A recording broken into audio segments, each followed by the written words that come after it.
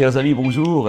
J'ai le privilège et vraiment l'honneur de vous présenter mon ami Steve Rivière qui nous vient de l'île de la Réunion. Donc je vais tout de suite lui laisser la place, je ne vais pas monopoliser. Soyez bénis avec Steve et on se retrouve bientôt. Alors j'aimerais, au travers de cette vidéo Spark, vous encourager à vous reposer sur Jésus. Repose-toi sur lui. Ça paraît simple, mais vous allez voir, apprendre à se reposer sur Jésus, ce n'est pas aussi simple que l'on croit. Lisons tout d'abord ce passage dans Hébreux 4 au verset 11 qui nous dit ceci. « Efforçons-nous donc d'entrer dans ce repos, afin que personne ne tombe en donnant le même exemple de désobéissance. » La première partie de ce verset nous dit « Efforçons-nous donc d'entrer dans ce repos. » Il y a ici comme une sorte un peu de contradiction. S'efforcer et se reposer. On a l'impression que ça ne va pas ensemble. Pourtant ici, l'auteur de l'Épître aux Hébreux nous encourage à nous efforcer d'entrer dans ce repos. Ça parle ici d'intentionnalité. Ça parle ici réellement de volonté, de désirer. S'efforcer parle effectivement de faire un effort pour se reposer. C'est assez incroyable il faut faire un effort pour se reposer. Donc, est-ce que cet effort est complexe? Est-ce que cet effort demande de l'énergie? Vous allez voir que, en réalité, ce n'est pas si compliqué. Ici, la parole de Dieu, lorsque elle nous dit de nous efforcer, de faire un effort, c'est surtout un effort pour croire. C'est un effort pour croire en lui et ce qu'il dit. Parce que croire, c'est aussi se reposer sur sa parole. C'est aussi se reposer sur qui il est, sur l'intégrité de son identité, il est fidèle, et sur l'intégrité de sa capacité, il est capable. Tout d'abord, j'aimerais nous rappeler une chose importante sur ce que Jésus nous dit par rapport au sermon sur la montagne. Un sermon très connu, Jésus donc commence à prêcher à la foule, c'est les débuts de son ministère, et il va dire ceci, dans Matthieu 5, à partir du verset 1. Voyant la foule, Jésus monta sur la montagne, et après qu'il se fut assis, ses disciples s'approchèrent de lui. Puis, ayant ouvert la bouche, il les enseigna et dit, « Heureux les pauvres en esprit, car le royaume des cieux est à eux. » Voilà comment Jésus commence à prêcher. Sa première prédication devant la foule commence par « Heureux les pauvres en esprit, car le royaume des cieux est à eux. » C'est très intéressant ici pour nous peut-être de méditer sur ce qu'est être pauvre en esprit.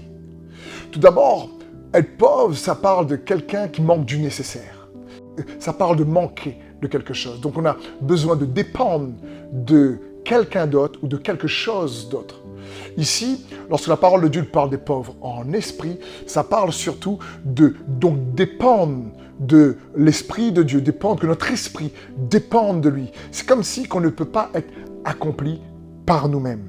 C'est comme si qu'on doit réaliser qu'il faut que nous puissions apprendre à dépendre de lui. C'est quand Jésus dit « heureux », ça parle ici que le bonheur, que la bénédiction soit sur celui qui apprend à dépendre de Dieu lui-même, qui, dans son être profond intérieur, cherche toujours à dépendre de Dieu. Être pauvre en esprit, ça signifie que heureux celui qui apprend à dépendre de Dieu. Donc, c'est comme si je pouvais vous dire, ça dépend de qui tu dépends. Ça dépend, autrement dit, sur qui plutôt tu te reposes. Sur qui tu dépends, sur qui tu te reposes. Et j'aimerais t'encourager à te reposer sur lui. Jésus voulait commencer les béatitudes en nous disant « Apprenez à vous reposer sur moi ». Heureux les pauvres en esprit, c'est heureux ceux qui apprennent à se reposer sur lui. C'est pour ça que l'auteur des Hébreux nous encourage d'une autre manière en nous disant « Efforcez-vous d'entrer dans ce repos ». Et pour aller de manière plus pratique, se reposer sur Jésus, je vais vous partager juste 3 points. Donc, dans ce premier point, j'aimerais t'encourager à te reposer sur la capacité de Dieu. Dieu est capable. Et parfois, on est tellement, nous, incapables qu'on oublie la capacité de Dieu. Et que notre incapacité prend plus de place que la capacité de Dieu. Parfois, on a tendance même à croire plus en notre incapacité qu'en la capacité de Dieu. Pourtant, un verset connu de beaucoup où Dieu dit que le faible dise « Je suis fort ». Le faible, il n'a pas de force en lui-même, mais qu'il déclare « Je suis fort ». Pourquoi? Parce qu'il apprend à dépendre de la capacité de Dieu. Un autre passage très clair où il est dit dans 2 Corinthiens 3,5 « Je ne dis pas que nous soyons capables par nous-mêmes de concevoir quelque chose comme si cela venait de nous. Mais notre capacité, au contraire, vient de Dieu. » Donc mon frère, ma sœur, une des manières de s'efforcer à rentrer dans ce repos, si nous on est limité, alors lui il prend le relais. Il est capable de faire la différence dans ta vie. Le deuxième point, c'est repose-toi sur le timing de Dieu. Quelque chose qui, là aussi, n'est pas facile, parce que Dieu a un timing un peu différent du nôtre, effectivement. Mais croire en Dieu, c'est aussi croire en son timing. Et se reposer sur le timing de Dieu nous aide réellement à entrer dans ce repos. C'est quand les choses n'arrivent pas en temps voulu, on se repose dans le fait qu'il a un timing parfait pour ta vie et pour ma vie. Écoutez ce passage dans le psaume 31 à partir du verset 15. « Mais moi, Éternel, je me confie en toi. J'ai dit, tu es mon Dieu. Mes temps sont entre tes mains. Délivre-moi de la main de mes ennemis et de mes persécuteurs.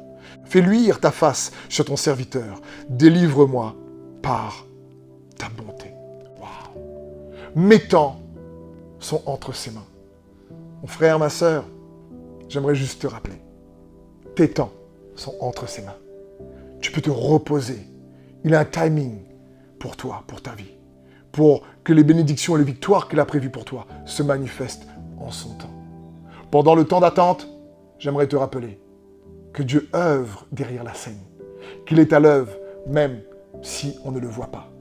Parfois même, j'aime dire que pendant le temps d'attente, lorsqu'on cherche, qu'on a l'impression que Dieu, on demande quelque chose à Dieu, ça n'arrive pas.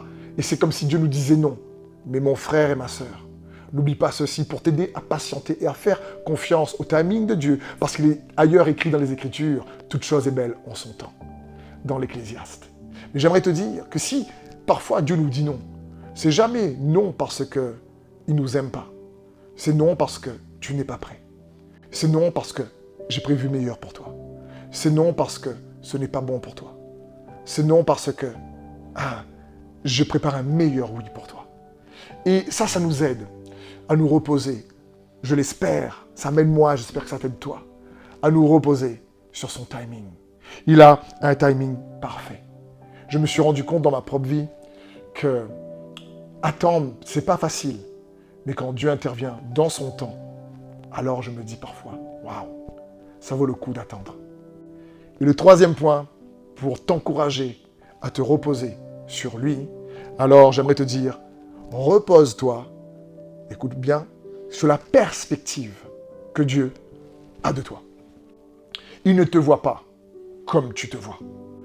Dieu te voit la lumière du sang de Jésus-Christ, au travers du sacrifice de l'agneau parfait qui est Jésus-Christ. Il te voit la lumière de la foi que tu as en lui. Jean le Baptiste est en prison, il doute, et pourtant il a vu, lorsqu'il a baptisé Jésus, la colombe descendre sur le Jourdain sur Jésus, et la voix se faire entendre, celui-ci est mon fils bien-aimé, en qui j'ai mis toute mon affection. Et pourtant, lorsqu'il est en prison, lorsque lui qui prêchait avec radicalité, parce que Hérode était dans l'adultère, il se voit donc jeté en prison, il doute, il ne sait plus vraiment si Jésus, celui qui devait délivrer, et là il attend, il envoie ses disciples vers Jésus. Jésus dit à ses disciples, regardez les aveugles voient, les boiteux marchent, allez dire à Jean-Baptiste ce que vous voyez. Heureux celui qui n'est pas à cause de moi une occasion de chute, dit Jésus à ce moment-là. Puis les disciples repartent. Jean-Baptiste était intrigué, parce que lui, il est en prison, parce qu'il a déclaré, démontré l'adultère d'Hérode. Et Jésus, lui, lorsqu'on emmène une femme adultère, il dit, mais celui qui d'entre vous n'a jamais péché, lui jette la première pierre. Waouh! Jean-Baptiste a dû entendre ces échos. Il ne prêchait pas ce que Jean-Baptiste prêchait. Il prêchait avec grâce. Jean-Baptiste prêchait avec loi, parce qu'il est celui qui annonçait celui qui est venu avec la grâce et la vérité. Parce que la parole de Dieu nous dit, la loi a été donnée par Moïse, mais la grâce et la vérité sont venues au travers de Jésus-Christ. Et ça, c'était aussi nouveau pour Jean-Baptiste. Donc, il est là ici, en train de se poser des questions, dans sa prison. Et regardez, une fois que les disciples sont partis annoncer à Jean-Baptiste ce que Jésus leur dit, ce que Jésus va dire de Jean-Baptiste. Dans Matthieu 11, à partir du verset 7, il va dire ceci. Comme ils s'en allaient, les disciples de Jean-Baptiste, Jésus se mit à dire à la foule, au sujet de Jean, « Qu'êtes-vous allé voir au désert? Un roseau agité par le vent? Mais qu'êtes-vous allé voir? Un homme habillé de tenues élégantes? Ceux qui portent des tenues élégantes sont dans les maisons des rois. Qu'êtes-vous donc allé voir? Un prophète? Oui, je vous le dis, et plus qu'un prophète. Car c'est celui à propos duquel il est écrit, « Voici, j'envoie mon messager devant toi pour te préparer le chemin. » Waouh! Jésus ici dit, mais qu'êtes-vous allé voir? Qu'avez-vous vu au travers de Jean? Jésus ne voyait pas Jean comme les autres le voyaient. Il était habillé, nous dit la parole de Dieu, d'une peau de chameau. Il se nourrissait de sauterelles dans le désert. Il paraissait un peu bizarre. Il est venu prêcher avec force et conviction pour préparer le chemin de Christ Jésus, notre Seigneur. Mais Jésus dit, mais qu'êtes-vous allé voir? Parce que Jésus voyait Jean comme celui qui était le messager excellent qui préparait son chemin. Et il est bon de voir quand Jean était en prison, quand les gens voyaient cette fois-ci quelqu'un qui était fini, quelqu'un qui réellement avait plus de foule qui le suivait, puisque les gens commencent à suivre Jésus. Jésus, lui, ne voyait toujours pas Jean comme les autres le voyaient. Et j'aimerais te dire, c'est pareil pour toi. Peut-être que tu te vois toi-même comme quelqu'un qui n'avance pas assez, ou tu as l'impression des fois que les gens ne te voient pas comme tu penses qu'ils devraient, ou toi-même tu as une image pas très bonne de toi, ou les autres n'ont pas une image pas très bonne de toi. Repose-toi sur la perspective que Dieu a de toi. Il te voit réellement comme un héritier, co-héritier en Jésus-Christ, nous dit les Écritures. Il te voit déjà comme la nouvelle créature que tu es. Et ça, il faut s'efforcer de se reposer dans la perspective que Dieu a de nous. Parce qu'il nous fait grâce. Il ne te voit pas selon tes défauts. Il te voit selon ta foi. Donc, 3 points faciles pour nous efforcer, nous encourager à nous reposer sur Jésus, à être ces pauvres en esprit pour entrer dans le royaume de Dieu. Tout simplement, je te rappelle ces 3 points très simples. Le premier, repose-toi sur sa capacité. Il est capable de faire la différence dans ta vie. Le second, repose-toi sur son timing. Toute chose est belle en son temps. Il ne t'a pas oublié. Et le troisième, repose-toi sur la perspective que Dieu a de toi. Il ne te voit pas comme tu te vois. Il ne te voit pas comme les autres te voient. Il te voit selon son Fils Jésus-Christ. Saint-Esprit, je te prie pour mes frères et mes sœurs derrière leur écran qui ont pris ce temps. Je te remercie pour leur soif, je te remercie pour leur faim de ta parole. Saint-Esprit, viens enraciner ta parole dans leur cœur. Viens, Seigneur, leur donner ce repos, qu'ils puissent pleinement se reposer sur toi. Que tous ceux et celles qui sont peut-être anxieux, stressés, peut-être agités, que le repos de ta paix soit leur portion. Que tous ceux et celles qui sont fatigués ou qui ont un joug lourd à cause des difficultés puissent venir à toi et trouver ce repos, comme tu nous le dis dans ta parole. Qu'il en soit ainsi dans le nom de Jésus. Amen.